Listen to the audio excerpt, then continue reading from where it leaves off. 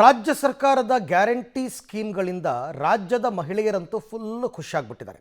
ಆದರೆ ಈ ಗ್ಯಾರಂಟಿ ಯೋಜನೆಯ ಎಫೆಕ್ಟ್ನಿಂದ ಗ್ರಾಮೀಣ ಭಾಗದಲ್ಲಿ ಕೃಷಿ ಕಾಯಕ ಮಾಡೋದಕ್ಕೆ ಕೂಲಿ ಆಳುಗಳೇ ಸಿಗ್ತಾ ಇಲ್ವಂತೆ. ಇದರಿಂದ ಕೂಲಿ ಆಳುಗಳ ಕೈಗೆ ಸಿಗದೇನೆ ರೈತರು ಪರದಾಡುವಂತಾಗಿದ್ದು ಕೃಷಿ ಯಂತ್ರೋಪಕರಣಗಳ ಮೊರೆ ಹೋಗುವಂತಹ ಸ್ಥಿತಿ ರಾಜ್ಯದಲ್ಲಿ ನಿರ್ಮಾಣ ಆಗಿದೆ. ಗ್ಯಾರಂಟಿ ಎಫೆಕ್ಟ್, ಕೃಷಿ ಕಾರ್ಮಿಕರಿಲ್ಲದೆ ರೈತರ ಪರದಾಟ, ಹಳ್ಳಿಗಳಲ್ಲಿ ಕೂಲಿ ಕೆಲಸದತ್ತ ಮುಖ ಮಾಡಿದ ಮಹಿಳೆಯರು.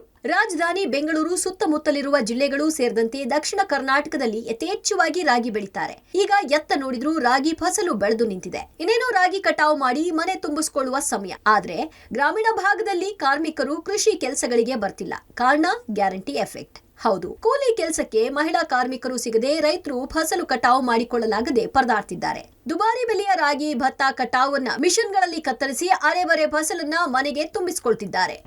ಮುಂಚೆನು 10 kg ಅಕ್ಕಿ ಕೊಡ್ತಾ ಇದ್ರು, ಆಗ್ಲೂ ಕೂಲಿ ಆಳಿಗೆ ಸಿಗ್ತಾ ಇದ್ರು. ಅವತ್ತು 250, ಈಗೇನು 2000 ಬೀಳ್ತಾ ಇದೆ. ತಿಂಗಳಿಗೆ ಮನೆ ಜೀವನ ನಡೆದೋಗ್ಬಿಡ್ತೈತೆ. ಆ 2000 ಇಲ್ದ ಹೋಗಿದ್ರೆ ಇವತ್ತು ರೈತನಿಗೆ ಈ ಕಷ್ಟ ಏನು ಬರ್ತಾ ಇರಲಿಲ್ಲ. ಈಗ ಇಷ್ಟು ಅಧ್ವಾನ ಮಾಡೋದು ಇರ್ತಾ ಇರಲಿಲ್ಲ ರಾಗಿನ. ಈಗ ಅವರೂ ತಿನ್ನಂಗಿಲ್ಲ, ನಾವು ತಿನ್ನಂಗಿಲ್ಲ, ಭೂಮಿ ಪಾಲು ಸಿಗೋದಂದ್ರೆ ಇವಾಗ ದುಡ್ಡು ಬರ್ತಾ ಇತ್ತಲ್ವಾ. ಫ್ರೀ ದುಡ್ಡು ಬರೋ ಹೊತ್ತಿನಲ್ಲಿ ಕಷ್ಟಪಟ್ಟು ಏನು ತಿನ್ಬೇಕು. ಈಗ ನಿನ್ಗೆ ಫ್ರೀ ದುಡ್ಡು ಬರ್ಬೇಕಾದ್ರೆ ನೀನು ನನಗೇನು ಕಷ್ಟಪಡ್ಬೇಕು. ವಿಪರೀತ ಅಲ್ವಾ, ವಿಪರೀತ ಡಿಮ್ಯಾಂಡ್. ಸಿಗೋದಿಲ್ಲ. ಊರೆಲ್ಲ ಹುಡ್ಕೊಂಡ್ರೆ 10 ಜನ ಸಿಗಲ್ಲ. 50 ಜನ ಬರ್ತಾ ಇದ್ದಿದ್ದು ಊರಿಗೆ 10 ಜನ ಸಿಗೋದಿಲ್ಲ. ಅದು 2 ಗಂಟೆವರೆಗೆ, ಬೆಳಗ್ಗೆ 7:30 ಬಂದ್ರೆ 2 ಗಂಟೆ ಹೊರಟೋಗ್ತಾ ಇರ್ತಾರೆ. ಅದು ಅಲ್ಲೇ ಇದ್ಲಿ ಹೋಗ್ತಾ ಇರ್ತಾರೆ. ಇನ್ನು ರಾಗಿ ಕಟಾವು ಮಾಡಲು ಕೂಲಿ ಆಳುಗಳು ಸಿಗ್ತಿಲ್ಲ. ಆಗಾಗ್ಗೆ ಸೈಕ್ಲೋನ್, ಜಡಿ ಮಳೆ ರಾಗಿ ಕಟಾವಿಗೆ ಕೊಡಬಾರ್ದ ಕಾಟ ಕೊಡ್ತಿದೆ. ಇದರಿಂದ ಎಲ್ಲಾ ರೈತರು ರಾಗಿ ಕಟಾವು ಯಂತ್ರಗಳ ಮೊರೆ ಹೋಗಿದ್ದು ಸಾಕಷ್ಟು ಡಿಮ್ಯಾಂಡ್ ಬಂದಿದೆ. ಇತ್ತ ಮಹಿಳೆಯರಿಗೆ ತಿಂಗಳಿಗೆ 2000 ಬರ್ತಿದೆ.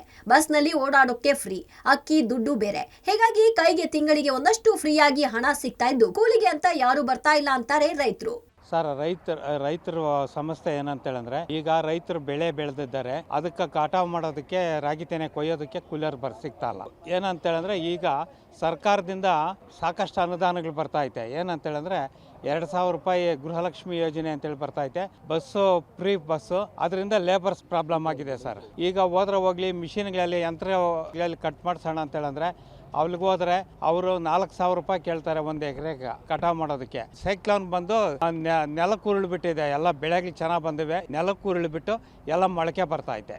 ಇದು ಏನು ಮಾಡ್ಬೇಕಂತೇಳಿ ನಾವು ದಿಕ್ಕು ತೋಚಿದಂಗೆ ಆಗಿದೆ ಸರ್ ರೈತರಿಗೆ.